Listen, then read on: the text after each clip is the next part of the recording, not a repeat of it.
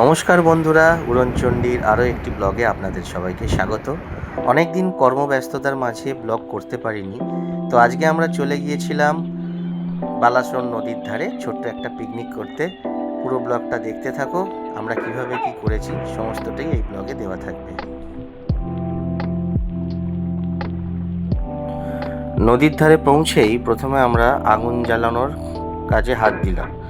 প্রচণ্ড হাওয়া চলছিল, তাই জন্য পাথর দিয়ে একটু গার্ড করে দিচ্ছিলাম আমরা, যাতে আগুনটা ঠিক মতন জ্বলতে পারে।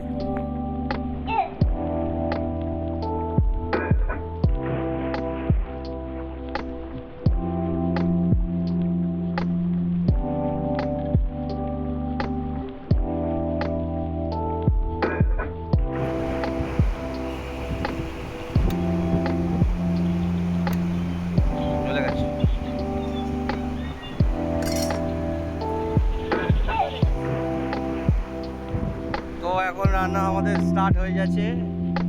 আমরা আজকে এখানে ছোট্ট করে পিকনিক করবো। পাথর চাপা দিয়ে এগুলো রাখো, না কিন্তু উড়িয়ে নিয়ে চলে যাবে, সমস্ত কিছু কিন্তু উড়িয়ে নিয়ে চলে যাবে। শাল পাতা উড়ে চলে যাবে, খেতে পাবো না।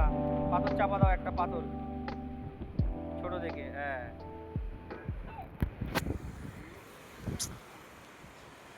গাইস কি হচ্ছে এখন? চা হবে? হোক তাহলে একটু চা নদীর ধারে।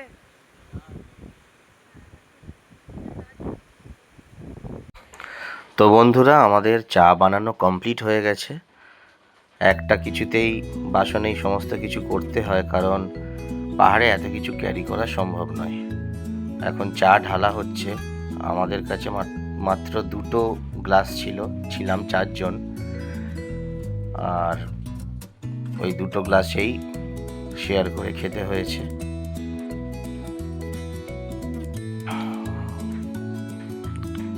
আর যে দুই ভাই, তারা শ্রীরামপুর থেকে এসেছিল, তাদের সাথে পরিচয় হয়েছিল, ওরাও আমাদের সাথে জয়েন করেছে।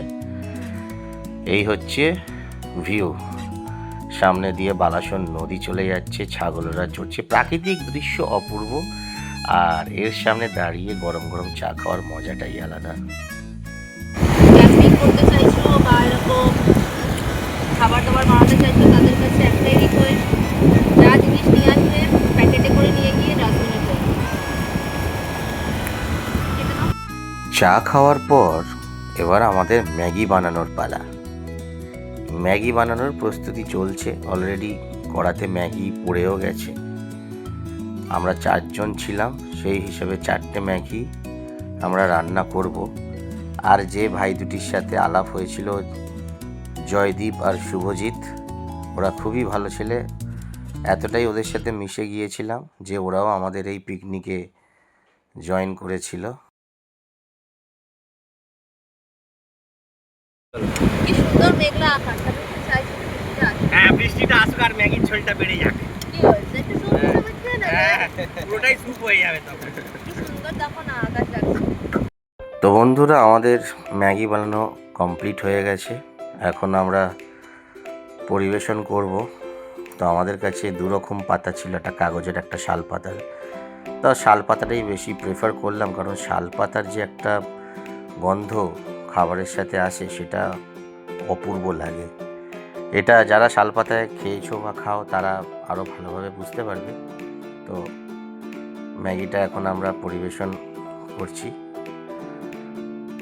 আর এই যে 2 ভাই, জয়দীপ আর শুভজিৎ, দাঁড়িয়ে আছে, আমাদেরকে অনেক হেল্প করে দিয়েছিল।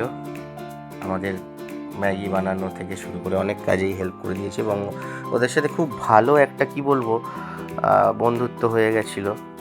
মানে আসার দিনকে মানে সত্যি খারাপ লাগছিল যে আবার কবে দেখা হবে বা এমন কিছু। আসলে এটাই হয়, আমরা যারা ঘুরতে ভালোবাসি, প্রকৃতি ভালোবাসি, তারা অনায়াসেই কিন্তু বন্ধুত্বটা করে ফেলি প্রকৃতির সাথে, মানুষের সাথে।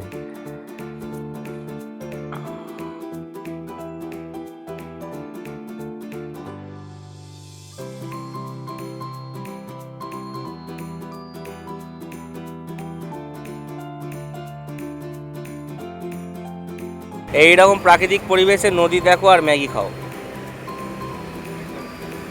এই ম্যাগি খাওয়ার মজাটাই আরো বাড়িয়ে দেবে। আচ্ছা জয়দীপ, তোমার কেমন লাগছে বলো? আবার বলতে গেলে দার্জিলিং ট্যুরের মধ্যে এইখানে তো সব থেকে বেশি মজা লাগে। এই সুন্দর পরিবেশ, এই মানে যে জল জল করে জলের আওয়াজটা, পাশে যে রাত্রিবেলা হলে ঝিঝি পোকার আওয়াজটা, আমার মানে একটা শান্তি আছে, সেই শান্তিটা কোথাও নেই। শান্তির জন্যই পাহাড়ে আসা, এই শান্তিটা এখানে এসে পাওয়া গেছে।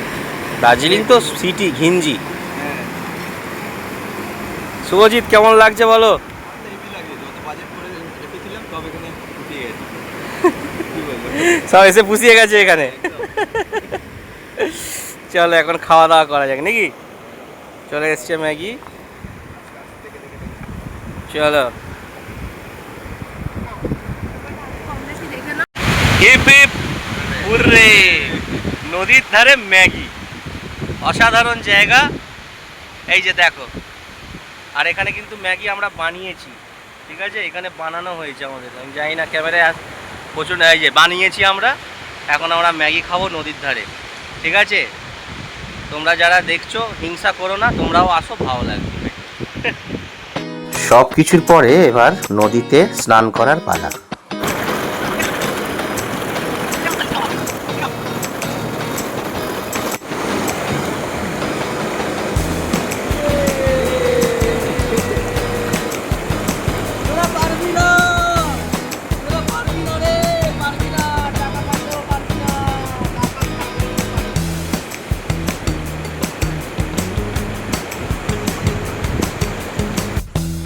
এখন সব কিছুর পরে আবার ফেরার পালা। তো এই ছিল আমাদের ছোট্ট একটা নদীর ধারে পিকনিকের ব্লগ।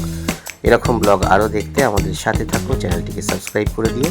দেখা হচ্ছে নেক্সট কোনো একটা ব্লগে। ততক্ষণ টাটা, সবাই ভালো থেকো, বাই বাই।